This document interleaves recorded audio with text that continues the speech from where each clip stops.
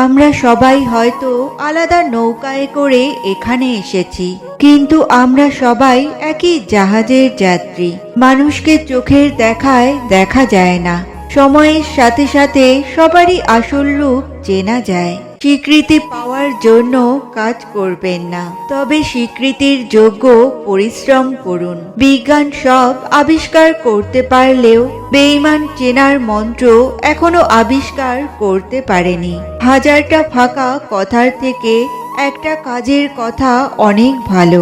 জেনে রেখো, যেদিন তুমি চলা বন্ধ করবে সেদিন ওষুধ চলতে শুরু করবে। কাজ করা চাই বইকি, কর্ম করতে করতেই কর্মের বন্ধন কেটে যায়, তবেই নিষ্কাম ভাব আসে।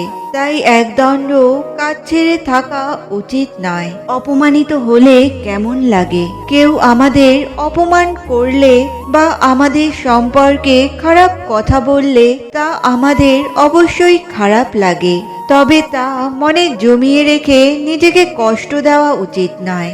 আপনি যদি এটা করেন তবে আপনি নিজেকে আঘাত করছেন, অপব্যবহারকারীকে নয়।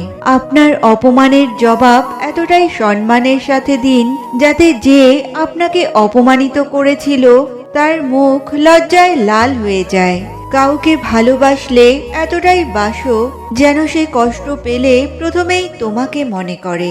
পৃথিবীতে নিজেকে নিয়ে ভালো থাকতে চাইলে স্বার্থপর হতে হবে, আর মানুষের মাঝে ভালো থাকতে চাইলে আপনাকে নিঃস্বার্থ হতে হবে। প্রয়োজনের সময় আই লাভ ইউ, আর প্রয়োজন ফুরিয়ে গেলে হু আর ইউ। এটাই আজকাল মানুষের ধর্ম। সবাই বলে আমার মন পাথরের থেকেও শক্ত, কিছুতেই গলে না।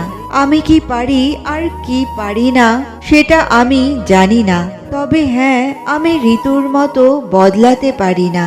নিজের পরিচয়ে পরিচিত উত্তম পুরুষ, বাবার পরিচয়ে পরিচিত মধ্যম পুরুষ, সন্তানের পরিচয়ে পরিচিত সৌভাগ্যবান পুরুষ, স্ত্রীর পরিচয়ে পরিচিত অধম পুরুষ, আর শ্বশুরের পরিচয়ে পরিচিত কাপুরুষ।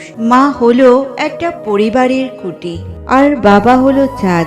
খুঁটি না থাকলে ছাদ ভেঙে পড়ে, আর ছাদ ছাড়া খুঁটি আশ্রয়হীন।